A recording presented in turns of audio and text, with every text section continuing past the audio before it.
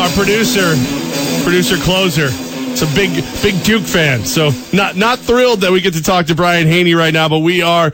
Brian, and as you've got this big win over Duke the other night for Kansas, is Kansas the best team in college basketball right now? Boy, we'd like to think that in March, or rather specifically early April, they'll be the best team by then. I don't know if we can say that right now, and obviously Duke wasn't whole the other night with 3 players that are top 20 according to all the recruiting rankings out there sitting out with injury. So tough to say. It's so early. But clearly for Kansas to have faced Indiana in Honolulu on Friday and Duke in Madison Square Garden on Tuesday, they got 2 great measuring stick games and feel pretty positive about how they stack up with a couple of the nation's best. Frank Mason III, one of maybe the premier players that could emerge. You've had a chance to learn about this guy. What does the nation not know about him yet?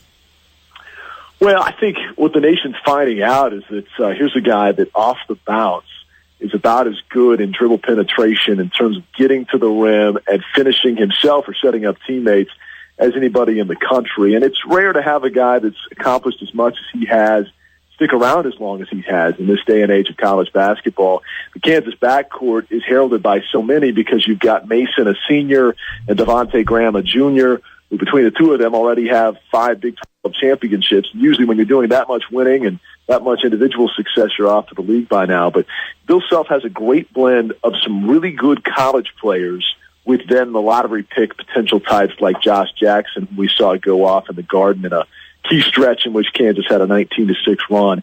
So for Frank, he doesn't have the NBA measurables necessarily at 5'11", but he has turned into one of the best guards in America and just so fearless, explosive, and his ability not just to finish at the rim but get contact, as we saw versus Indiana when he drew 15 free throw opportunities, is going to make him a player that probably averages close to 18 or 19 a game all year long. 104.5 The Team, your home for New York sports. We've got Brian Hanni, voice of the Kansas Jayhawks, on the horn right now. So as we look at this matchup, Siena Saints versus Kansas, what makes you guys so good? I mean, we're writing things down right now. What should we be afraid of? Well, I think it starts with the 2 guards I just mentioned in the backcourt for the reasons I mentioned. Veteran, savvy, been there, won Big 12 titles every year. This is a stretch now of 12 straight seasons that Kansas has won the Big 12 Conference. They're going for 13, which would match UCLA for the greatest stretch of major conference dominance in college basketball history, and that was a 1967 to 1979 run that John Wooden had with the Bruins. But what puts them in position to be the favorite team this year in the league is not only one of the nation's best backcourts, but Josh Jackson, number 1 recruited player in the country coming in. You've got him at 6'8" on the perimeter. I think the post position is one that's a little bit in question right now because of big man depth. But Udoka Azubuike, say it with me, Udoka Azubuike. There you go. If we say it 3 times, does he pop up?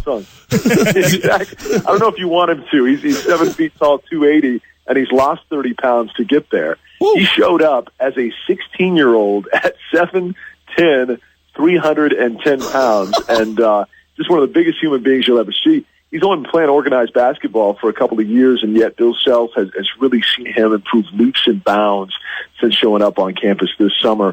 He comes off the bench at the 5 spot, and you'll see Kansas play a lot of 4-guard lineups with either Lucas or Azubuike in the paint.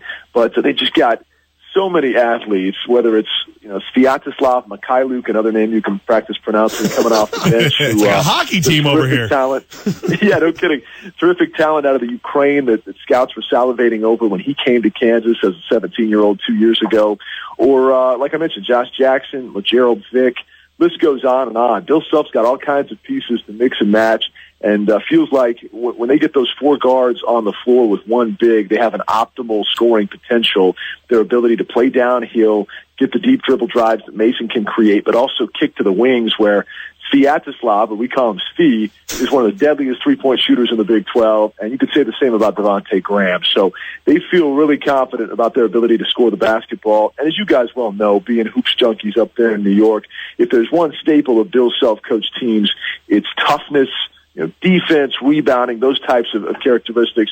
This is a team that's led the Big 12 in field goal percentage defense in 9 of its 13 years, and we would expect the same this year as well. 104.5 The Team, your home for New York sports. We're joined by the man who needs hazard pay for the names he has to say. Kansas Jayhawks voice, Brian Hanni with us. You know, another staple of Bill Self teams, as much as the fans of the Jayhawks don't want to admit it, but it's a team that's lost to Bucknell in the NCAA tournament. Bradley, Northern Iowa, and us here in the Capital Region, we see a game against Duke, and we hope the Siena Saints maybe set this up for a trap game for the Kansas Jayhawks. Could Coach Bill Self and maybe this team early in the season be tested by a weird schedule spot here by the Saints?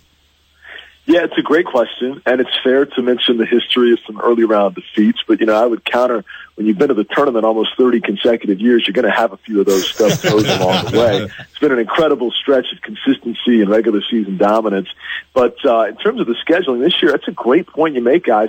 Kansas just traveled 11,537 miles between the trip out to Honolulu, then off to Madison Square Garden, back home to Lawrence. For some reason, they had to fly from Lawrence to Atlanta just to get to Honolulu. Doesn't make a lot of sense directionally. So it's a tired and road-weary team that's going to get to be home for about a day and a half before they have to take on the Saints.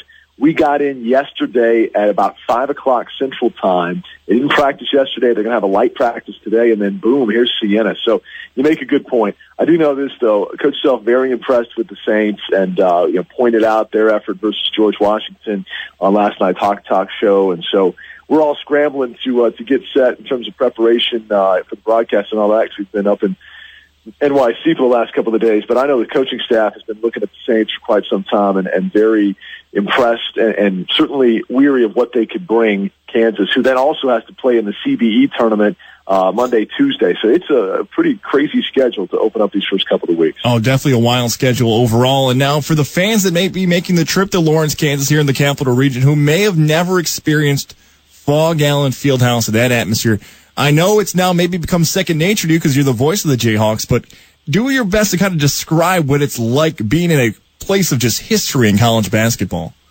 Boy, that'd be a privilege to do that for you. Let me just start with the fact that maybe the greatest piece of sports memorabilia for you collectors out there resides right here in the Fog.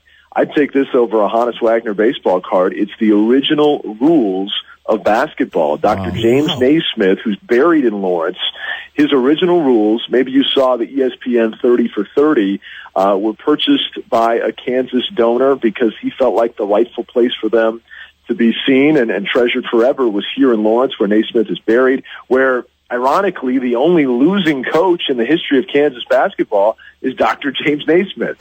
So come see the rules. They just had the brand new display up in the last year. It's pretty cool how you can just check these out for free and see some amazing college hoops history. But then you step inside Fog Allen Fieldhouse, named after Fog Allen, who's considered by many to be the father of basketball coaching, who followed the father of basketball himself. And you look up in the rafters and you see Wilt Chamberlain and Clyde LaVellette and all these retired jerseys of Jayhawks from years gone by, 5 national championships.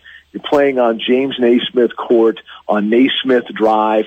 I mean, the history doesn't run any deeper than you're going to find right here. And in case you got Carolina fans in the listening audience, well, guess where Dean Smith came from? 1952 National Championship, KU Jayhawks. In case you got Wildcats listening in from Kentucky, Adolph Rupp stems back to his Kansas days as well. So we've got our fingerprints all over all kinds of tradition and history. And good news is Bill Self just keeps writing more and more chapters in that regard. Voice of the Jayhawks, Brian Hanni, with us right here on 104.5 The Team. Look, man, my favorite basketball team in college level is any team that beats Duke, so you guys are good with me.